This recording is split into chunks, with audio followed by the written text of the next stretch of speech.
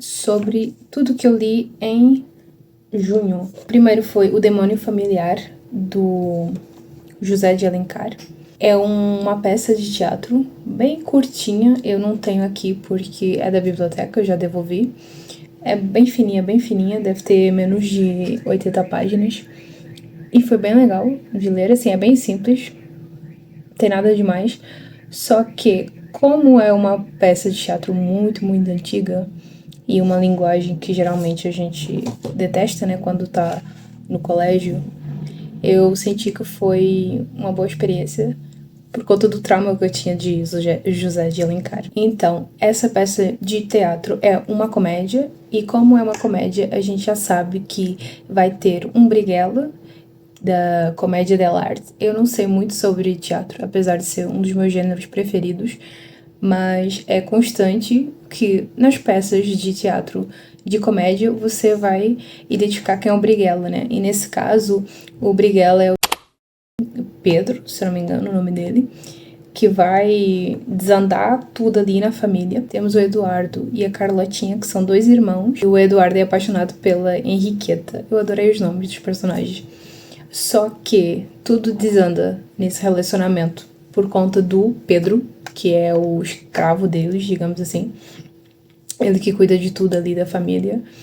E tudo por interesse próprio, né? Porque ele acha que se o Eduardo casar com a Henriqueta, o Eduardo não vai ascender, e com isso ele, como escravo, também não vai poder dirigir carros melhores, nem morar num lugar melhor, porque a Henriqueta não é tão rica assim. Enfim, os motivos bem bestas, assim. Como eu li bem no início do mês, eu não lembro de todos os detalhes possíveis, mas eu gostei muito, achei bem interessante, assim, é bem curtinho de se ler. Dá pra ler num dia, assim, se né, não tiver nada pra fazer, tiver tempo livre. Mas é uma peça de teatro bem simples, mas agradável de se ler. Até pra conhecer José de Alencar. Pra mim, a história começa muito boa e depois vai perdendo um pouco o interesse. Mas tem algumas questões também do papel da mulher naquela época. Isso é bem explorado nessa peça especificamente. Tem ali uns tons de crítica, mas enfim, em geral é bem legal de se ler. Depois eu li A Falência, na verdade, depois eu li A Falência, da Julia Lopes. Eu li por conta de um desafio, é outro canal aqui do YouTube. Gostei bastante dessa leitura, eu não esperava gostar tanto. Eu anotei algumas coisas enquanto li A Falência, para não ir me esquecendo, porque eu tava lendo junto com Ensaio sobre a Cegueira, e são 2 livros um pouco grandes, né? Mas que eu lembro, eu gostei muito de como a Júlia descreve os lugares. Parece que você consegue ver, assim, né, o Rio de Janeiro daquela época. Então temos ali uma descrição do Rio de Janeiro e é apresentado ao Francisco Teodoro. Já no segundo capítulo a gente vai saber que o Teodoro é totalmente insatisfeito com a vida dele, porque ele sempre quer mais. Ele veio de uma família muito pobre, teve que lutar muito, trabalhou bastante para conseguir toda a riqueza dele, e mesmo assim algo dentro dele diz que não é suficiente, ele não se sente satisfeito. Então ele tem esse sentimento dentro dele de insatisfação constante. E ele é casado com a Mila, certo? E tem 4 filhos, se não me engano agora. Mas uma parte que eu achei interessante, né, que já no segundo capítulo diz assim: Sidônia, antiga amante do Teodoro, né, reaparece e ele, né, se vê obrigado a desvios de fidelidade. Se vê obrigado. Porque essa amante parece que tinha ido pra longe, depois voltou, e quando ela voltou, ele já era casado, né, já tinha os filhos, e mesmo assim traiu a esposa. Então, já de cara, a gente vê que, além dele ser insatisfeito com todas as conquistas, e ele se tornou um homem muito rico e bem conhecido. Ele era o dono do café, se eu não me engano, ou eu tô confundindo isso com a história de Santo, mas enfim. Ou seja, o dinheiro pra ele e a família não era, já de cara você vê que isso não era suficiente pra ele. Aí na página 42, eu também não tenho esse livro aqui porque eu peguei emprestado da biblioteca, então foram só as anotações mesmo. Na página 42 diz: tinham se acostumado um ao outro, viviam em paz, quando a Sidônia reapareceu na vida de Teodoro. obrigando-o a desvios e infidelidades. Nem a pobre Camila desconfiara nunca. Também nada lhe tinha faltado, e já devia ser um regalo para ela cobrir de boas roupas o seu corpo de neve, ter mesa farta e andar pela cidade atraindo as vistas, no deleite da sua graça. Aí você realmente acredita que a Mila era besta e não sabia da traição do marido, mas ela sabe. A contracapa já diz que um trai o outro, né? Mas eu não li a contracapa. Então, pra mim, eu fui assim, sem saber nada. E eu achei isso maravilhoso. Então, você vai descobrindo ali aos poucos. Já no terceiro capítulo, você vê que Camila também trai o Teodoro. E ela trai ele com o médico da família. Então, assim, é uma bagunça. E ao longo da história, você vai descobrindo que todo mundo sabe desse caso da Mila com o médico, menos o Teodoro, supostamente. Mas na minha cabeça, ao longo da leitura, ficou muito claro pra mim que ele sabia sim que a esposa estava traindo ele, mas que eu não se importava tanto assim a ponto de fazer algo a respeito, porque ele estava muito preocupado em ganhar cada vez mais dinheiro, em ser mais bem sucedido, porque ele ficava sempre se comparando aos outros. Então, por exemplo, se o trabalho dele, a empresa dele estava dando certo, eu não queria saber, ele estava sempre observando o outro. Então, se a empresa do outro estava melhor, ele, poxa, eu tenho que melhorar também. Então, era uma comparação infinita, assim, com os outros, né? Enfim, e essa parte do médico eu achei super interessante, né? Porque ele mandava e desandava em tudo. Se você pegar nos mínimos detalhes ali, ele ficava reclamando das posições dos objetos dentro da casa e ele nem morava lá. Enfim, e também uma coisa que eu senti, né, ao longo da leitura, agora que já se passaram quase um mês, eu acho, eu não tenho isso tão nítido assim, mas eu lembro que enquanto eu tava lendo, esse médico me lembrou muito o Dom Casmurro na questão do ciúme. Inclusive, eu estou relendo o Dom Casmurro. Na minha cabeça, Capitu traiu sim, mas enfim, não interessa agora. E o médico aqui, ele sente ciúme das coisas mais ridículas possíveis. Por exemplo, aparece uma tia da Mila lá e pede para que ela escreva uma carta pro padre, eu acho, porque ele faz aniversário, e ele já fica com ciúmes. Como assim? Ela vai... O que é que ela quer com o padre? O que é... Entendeu? Então, as coisas mais bestas possíveis, assim. Então, ela é um homem muito ciumento. O próprio título já diz o que vai acontecer com a família, né? Temos a falência. E essa falência vai acabar com essa família.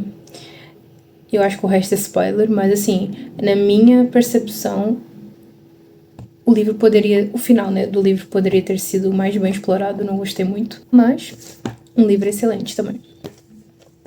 Depois eu li Poemas Italianos, da Cecília Meirelles. Foi um dos melhores livros de poesia que eu li esse ano. São poemas muito, muito bons. Tem alguns que, assim, parece que você tá sentindo a energia da Cecília no momento que ela escreveu aquilo. É algo surreal, assim. Esses poemas foram escritos enquanto ela passou 1 ou 2 anos lá, se eu não me engano. Então, ela teve um tempo, né, pra pesquisar, pra visitar os locais e escrever, assim. Não foi algo que ela passou uma semana, voltou e escreveu. Não, foi muito bem trabalhado. Foi a primeira vez que eu li Cecília Meirelles, que eu tava até pesquisando se eu já tinha lido algo dela e não encontrei no meu histórico. E eu amei Cecília Meirelles, então já quero ler outras coisas dela. E eu achei esse livro lindo, lindo, lindo. Também peguei na biblioteca.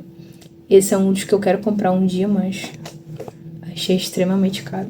Também li Tintin no País dos Sovietes, o primeiro volume de As Aventuras de Tintin. Achei bem legal. Depois li Ensaios sobre a Cegueira. Esse livro me destruiu. Esse livro eu também peguei na biblioteca. E graças a Deus, porque eu não quero ter esse livro em casa, assim, na minha estante. Porque é um livro, eu acho que eu nunca, nunca irei reler na minha vida. Nunca, assim. Não tenho vontade nenhuma sabe? Esse livro, eu não pesquisei nada. É tanto que eu não tenho nem vontade de pesquisar, assim, nada. Nem resenhas na internet, ver vídeos sobre esse livro. Não quero nada. Porque esse livro, eu vejo assim, você pode enxergar ele de duas formas. Da forma literal, como se aquilo estivesse acontecendo assim, daquele jeito, sabe? Sem ir para outros aspectos, por exemplo. Temos ali uma pequena crítica, né, a como as pessoas vivem, né, cegas. Não cegas literalmente, mas você entendeu? Você pode ler nesse sentido ou você pode ler no sentido literal. E infelizmente, como o tema é cegueira, eu li muito no sentido literal. Por quê? Eu tenho uma amiga que ela tem a minha idade, assim, é 2 anos mais nova que eu. E ela tem um problema de visão na família dela que você vai perdendo a vista ao longo dos anos, né? E ela tá numa fase assim que, por exemplo, à noite ela já não enxerga tão bem. E ela, né, de vez em quando a gente conversa sobre isso, de como seria, né? Poxa, ficar cego um dia assim, de fato. Teve uma época que eu tava muito preocupada com a minha visão também. E foram assim, porque apareceram moscas volantes no meu olho, enfim. Eu comecei a ficar pensando muito sobre cegueira de fato, assim, como seria viver com isso. E, tipo, eu já tava entrando num estado como se eu já estivesse pra ficar cega. Então, esse é um tema que, quando eu li, assim, falei, caramba, não consegui separar as coisas, entendeu? Então, eu li muito no sentido literal e não sei se prejudicou a leitura, mas tem uns momentos, assim, na história que você fica como se você estivesse ali dentro sofrendo junto com os personagens, sabe? Aquela parte que as mulheres, né, têm que fazer o sacrifício, né, digamos assim. Cara, aquilo ali me deu um nojo, assim, na hora. Eu tava lendo aquilo, eu tava assim, meu Deus, eu não vou conseguir terminar isso aqui. Tava me dando uma agonia, assim, tão grande de ver elas passando por aquilo. Eu não conseguia, assim, sabe, separar as coisas. Então, eu tava lendo assim, ó. E aquilo me deixou muito mal, muito, muito mal. É por isso que eu nunca mais quero ler esse livro na minha vida. Assim, pode ter outras interpretações da história, eu não quero, assim, passo longe. Mas, pô, 5 estrelas pra esse livro, né? Maravilhoso. Depois eu li Santos, Os Pais da Aviação, que é uma HQ nacional, muito legal também. Que é uma biografia, digamos assim, do Santos Dumont. E eu li também isso tudo da biblioteca, né? Meu mesmo, eu só li O Tradutor Cleptomaníaco, que é um livro de contos, que eu achei maravilhoso. Todas essas edições da Editora 34, que ficam na promoção ali por 30, R$ 35, eu compro, entendeu? Então, esse aqui eu comprei por conta disso. Porque a Amazon fica te recomendando ali, então não tinha visto nenhum vídeo, nem, na verdade, eu nem li isso aqui quando eu comprei. Mas eu amei esse livro, foi um dos melhores que eu li esse ano. São vários contos do Dezső Kosztolány, não sei pronunciar esse nome. E de cara, você já é apresentado a um dos melhores contos daqui. Eu acho que na verdade esse aqui foi o meu preferido. Depois que eu li esse conto, eu quis devorar esse livro, mas eu li um por dia, um conto por dia. E o tradutor Cleptomaníaco, eu estou conversando, né? Acho que num restaurante ou num bar. Assim, porque o nome é O Tradutor Cleptomaníaco e Outras Histórias do Cornel Este. Ou seja, é ele falando sobre vários acontecimentos. Cada conto ele tá contando alguma coisa. Ele tá falando sobre um amigo deles da época que sumiu, assim, ninguém sabe mais dele e tal. Aí ele se recorda, né, desse amigo dele que roubava as coisas, assim, né, porque era um cleptomaníaco. Ele até fala, né, quantas vezes desconhecidos não repreenderam e não humilharam em lugares públicos? Quantas vezes não flagraram e, nessas ocasiões, tínhamos de tomar atitudes inacreditáveis para minimizar as consequências de seus atos? Tentamos provar que ele era um cleptomaníaco e não um ladrão. Aquilo que conhecemos geralmente é cleptomaníaco. Aquilo que não conhecemos geralmente é ladrão. Então, assim, ele vai recordando e nisso ele fala de quando ele roubava tanto, que ele foi... Pediram para ele traduzir um livro, eu acho, porque ele era o único que sabia a língua. E lá esse livro, né, contava a história e tal. Por exemplo, dizia, a fulana de tal tinha 10 brincos de ouro, digamos assim, ou 5 colares de pérolas. Só que na tradução ele falava, fulana de tal tinha um colar, um brinco. Ou seja, ele roubava na tradução daquilo, né, que eu tava traduzindo. Então eu achei bem legal isso aqui. Tem outros contos também, muito bons. Eu particularmente gostei de O Tradutor Cleptomaníaco, O Dinheiro, O Manuscrito, O Salva-Vidas e O Fim do Mundo.